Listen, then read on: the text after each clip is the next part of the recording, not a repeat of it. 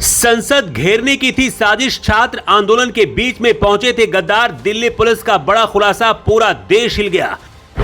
नेपाल की तरह तख्ता पलट की थी तैयारी, पूरे विपक्ष ने की थी प्लानिंग, चुराए फोन और फेक सिम से रची गई हिंसा। अमित शाह ने संभाला मोर्चा, एआई कैमरे से की जाएगी आरोपियों की पहचान, छात्रों को किसने किया बदनाम।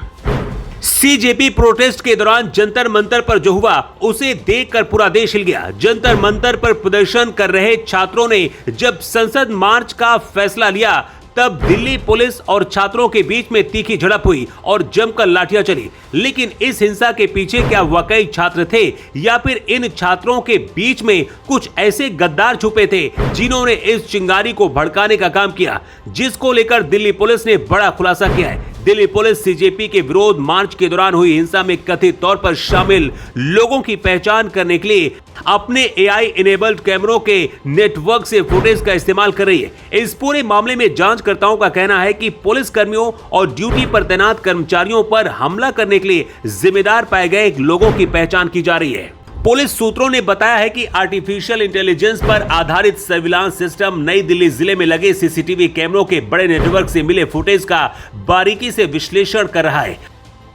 आपको बता दें कि ये एआई कैमरे पुलिस को उन लोगों की पहचान करने में मदद करेंगे जो पुलिस के साथ झड़प, सरकारी गाड़ियों को नुकसान पहुंचाने और पुलिस कर्मियों पर हमले में शामिल थे। पुलिस डेटाबेस का इस्तेमाल करके उनके आपराधिक रिकॉर्ड की जांच की जाएगी और फिर उन्हें गिरफ्तार किया जाएगा। सूत्रों ने बताया है कि विरोध प्रदर्शन के दौरान जिन लोगों ने किसी भी तरह की हिंसा में हिस्सा लिया था, उनमें से कुछ लोगों ने पुलिस को अहम जानकारियां और वीडियो फुटेज मुहैया कराए। सूत्रों के अनुसार इन लोगों से कुछ ऐसी जानकारी और सबूत मिले हैं जिनसे यह साफ जाहिर होता है कि हिंसा फैलाने वाले लोग प्रदर्शन को उग्र बनाने और सुरक्षा बलों को निशाना बनाने के उद्देश्य से ही योजनाबद्ध तरीके से इकट्ठा हुए थे।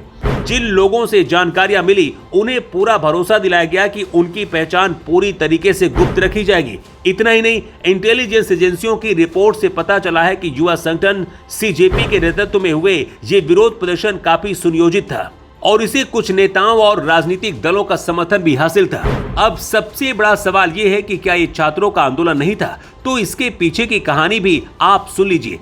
सरकारी और खुफिया आकलन से मिली जानकारियों में कुछ मुख्य बातें सामने आई हैं। एजेंसियों का कहना है कि ये आंदोलन एक बेहद व्यवस्थित डिजिटल ढांचे पर टिका था, जिसमें टेलीग्राम नेटवर्क, व्हाट्सएप चैनल और क्यूआर कोड रजिस्ट्रेशन का इस्तेमाल किया जा रहा था। खुफिया सूत्रों का मानना है कि ये विरोध प्रदर्शन सिर्फ छात्रों का आंदोलन नहीं था, बल्कि इसके पीछे एक मजबूत राजनीतिक तंत्र का समर्थन काम कर रहा था। अब सवाल ये उठता है कि क्या कुछ दिन पहले ही इस आंदोलन की प्लानिंग हो गई थी?